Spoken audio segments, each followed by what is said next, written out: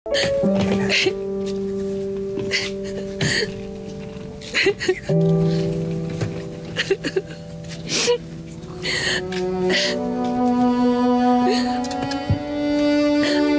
mong pababayaan si baby, ha?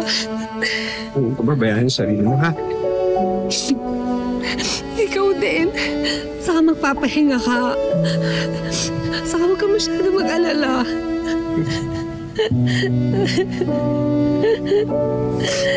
Tawag ka sa akin? Tawag ka? Tawag ka.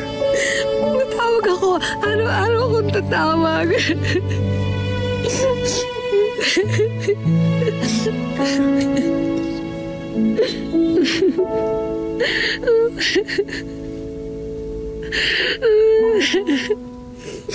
I love you. I love you.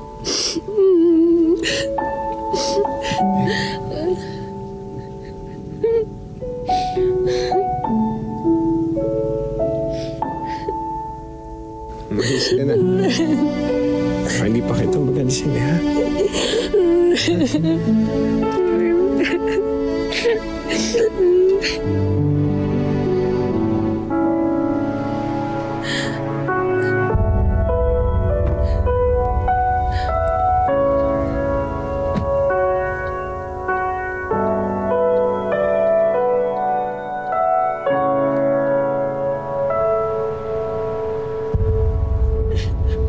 Noong araw na yon, baon ko papuntang Canada ang mga pangako at pangarap namin para sa isa't isa.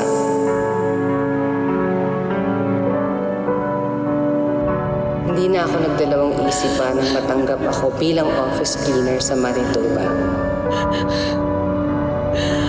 Sa puntong yon, gagawin ko ang lahat para lang sa aming future.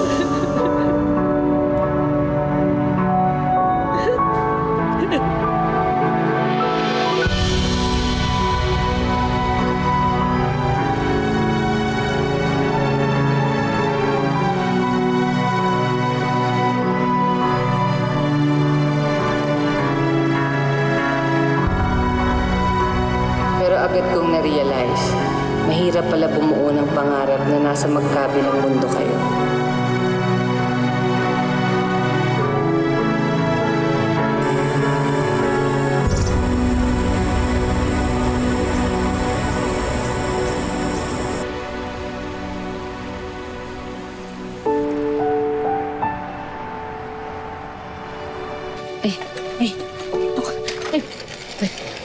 Ay, naku.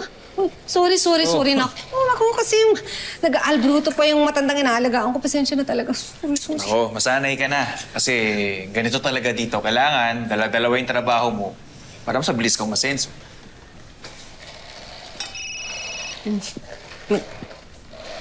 Dali na nga.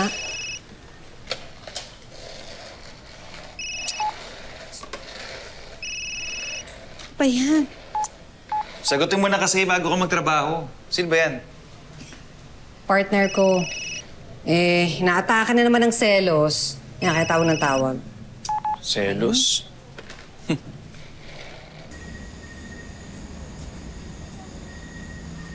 Nanay mo, ayaw kong sagutin, eh. Crystal, tawagan mo nga mama mo. Sige po.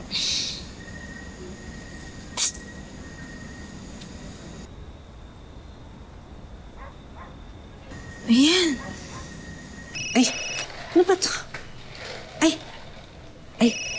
Ito yung anak ko. Tumatawag. Baka ito yung tungkol dun sa kwartong pinaparentahan namin. Okay, wait lang. Sagutin mo na yan. Ma! Oh, anak. O ba't napatawag ka? May nagrerenta na ba? Wala pa po eh. Pero, ma, gusto raw po kayo makausap ni Papa. Nanay mo, masagot na agad sa'yo, eh. Oh, bakit hindi mo sinasagot yung tawag ko? May lalaki ka bang kasama dyan, ha? Tonyo naman, lasing ka na naman. Pag tumatawag ako sa'yo, hindi mo sinasagot. Pag si Crystal tumatawag sa'yo, sumasagot ka agad. Ano bang problema? Kasi alam ko naman aawayan mo lang din naman ako, di ba? Sabi ko nga sa'yo, mamaya na tayo mag-usap. Ang dami ko pang trabaho dito. Ano, kasama mo na naman yung Freddy dyan? Akin na nga, kausapin ko nga yung lalaking yan. Ano ba? Sige na, okay? Mamaya na tayo mag-usap. Please? I love you. Bye. Ana!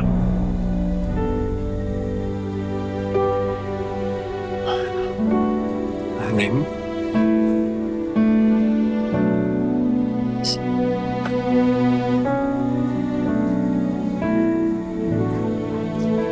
Libre ka selosan yung asawa mo.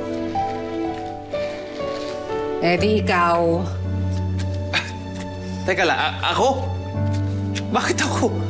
Di ba niya alam na pamilyado na ako?